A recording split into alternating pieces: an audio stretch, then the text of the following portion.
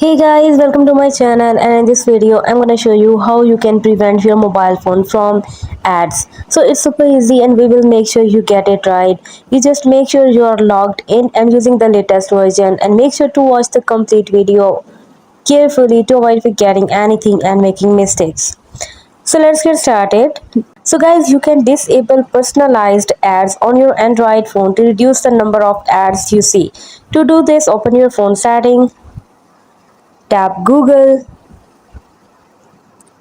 scroll down and search for Google. Now search for ads, and here you can see tap on it.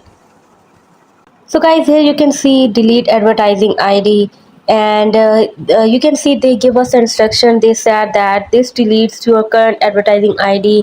Apps can still show you ads, but they may not be as relevant or interesting to you.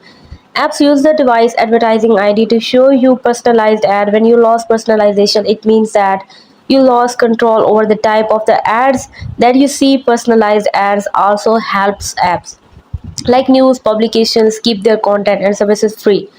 So you can always get a new advertising ID. Just tap on delete advertising ID and you will be able to hide all of the ads on your Android phone.